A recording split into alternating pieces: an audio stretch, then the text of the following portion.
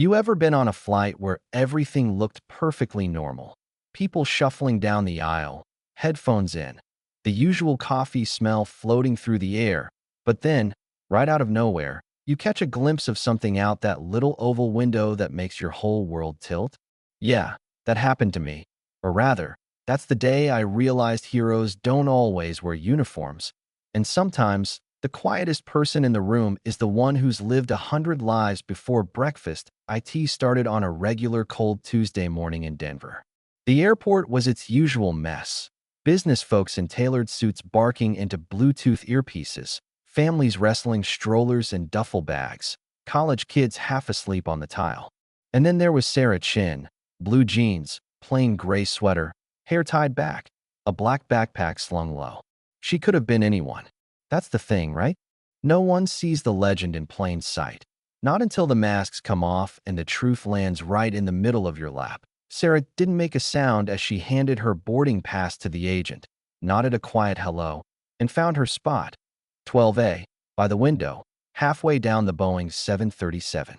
Already there was this guy in a navy suit, perfect hair, all business, tapping away on his phone like the world was going to end if he looked up. Mike Torres, medical sales, up at 4:30. Airports are my life. You know the type. You in tech? Everyone's in tech now, right? Sarah just smiled, cracked open her book, hoping for peace. The Art of War? She held the cover close. Fitting, if only he knew. Before Mike could launch into his next pitch, this older lady, silver hair, nervous smile, the kind who's seen decades but still apologizes for being in the way, she's fumbling with her ticket. Excuse me, I'm Betty. First time flying alone since my husband passed. Her hands trembled. Sarah's whole vibe shifted, from distant to gentle in a heartbeat. You'll be fine, Mrs. Martinez. These pilots are the best in the world. Planes are checked top to bottom. You're safe. Mike tried to catch Sarah's eye. Catching on, there was more to her than met the eye. When Betty asked if Sarah was in aviation, Sarah hesitated. I've flown a lot, more than most. Trust me. Commercial flying's the safest thing you can do. Mike perked up. So you are a pilot. I knew it. Sarah just shrugged, eyes back to the window as the plane pushed back, ground crew waving, engines spinning up, the whole routine. But here's the twist nobody saw coming. Sarah Chin, the quiet woman by the window, wasn't just another traveler. She was Colonel Sarah Chin, call sign Phoenix, retired United States Air Force, a legend whispered about in every pilot's lounge from Baghdad to Bagram. Over 200 combat missions, 3 enemy fighters downed, medals most people only see in movies. And her most famous day? Racing alone through a storm of enemy fire to save a fellow pilot shot down behind the lines. Holding off a whole squadron by herself, limping home in a battered jet, earning a hero's welcome and enough scars to last a lifetime. But today, Sarah was just another name on a passenger manifest, trying to get back to LA after a week consulting for aerospace firms. She counted aircraft ahead of them, clocked the wind, sized up the crew. Old habits die hard. As they took off, Mike kept fishing for details about her, work with navigation systems. Sarah let him think what he wanted. Betty gripped the armrest, eyes wide. Sarah explained the thuds and whirs of takeoff, each detail soothing, each word betraying years of experience. All the while, high above, 2 F-22 Raptors, Hawk and Thunder, top 1% of the Air Force, launched on a routine patrol. Orders came in, heightened security, keep eyes on the Denver-LA corridor, be ready for anything. Unbeknownst to the cabin, events were converging, command towers, secure lines, military databases lighting up. On the ground, a controller's screen flashed red.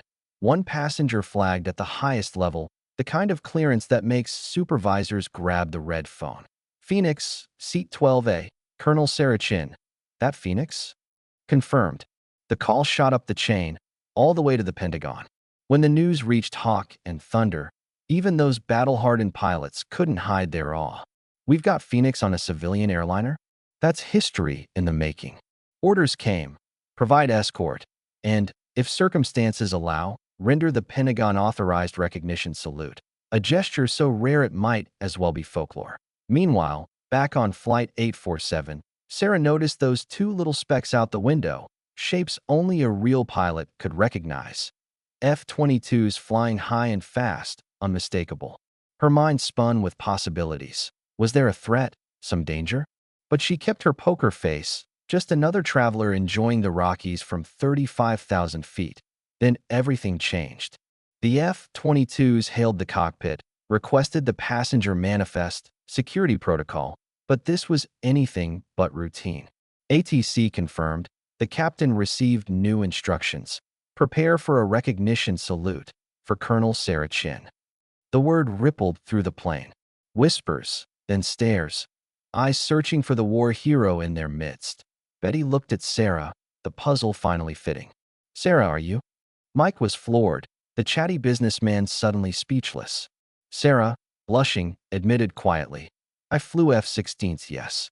Did a bit of everything, but always as part of a team. The flight attendant Jenny was almost giddy, a fan meeting her idol. As the truth landed, the atmosphere shifted. Veterans came forward, hands extended. A young sergeant introduced himself, voice shaking with respect. Children wanted autographs. Sarah signed napkins, smiled at photos, kept her answers humble and short. Outside, the F-22 slid into perfect formation, sleek, angular, close enough for every window seat to see them shimmer in the sunlight. Captain Rodriguez came over the intercom, voice thick with emotion. Ladies and gentlemen, you are about to witness a military recognition salute, a rare honor reserved for those whose service has inspired generations. Passengers pressed against the glass. Cameras flashed. Even Mike, who'd spent the flight thinking he had Sarah figured out, now washed with awe. Hawk's voice crackled through the frequency. Meant for Sarah. Phoenix, this salute is for you. You've inspired us all. The fighters rolled, wing tips flashing, a ballet in the sky. The cabin gasped, then erupted in applause. Sarah, tears streaking down her cheeks, understood this wasn't about her alone. It was for every service member who never got a salute, for the quiet heroes who go home and carry on. As the flight touched down in LA, Sarah stayed behind, talking to Betty, signing mementos for kids, answering questions with the same humility that had defined her whole career. She declined first class, wanting to finish the journey with her new friends.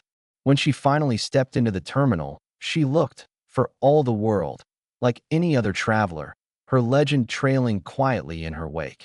Videos of the Phoenix salute went viral that night. Millions saw what happened at 35,000 feet. But Sarah slipped back into civilian life, consulting, training young pilots, speaking softly at veterans events. Hawk and Thunder returned to base, never quite the same, having saluted a living legend. And the rest of us? We learned that sometimes the greatest acts of courage happen in silence. Sometimes, the most decorated hero is the one holding your hand during turbulence, not the one telling war stories. So next time you fly, look around. You might just be sitting next to a legend. So, where do you stand on all this? Is real heroism the medals, the headlines, or the quiet acts of kindness that slip under the radar? Drop a comment below. Let's talk about what justice, recognition, and true courage mean to you. And hey, if you want more stories like this, don't forget to like and subscribe, and tell us where in the world you're watching from.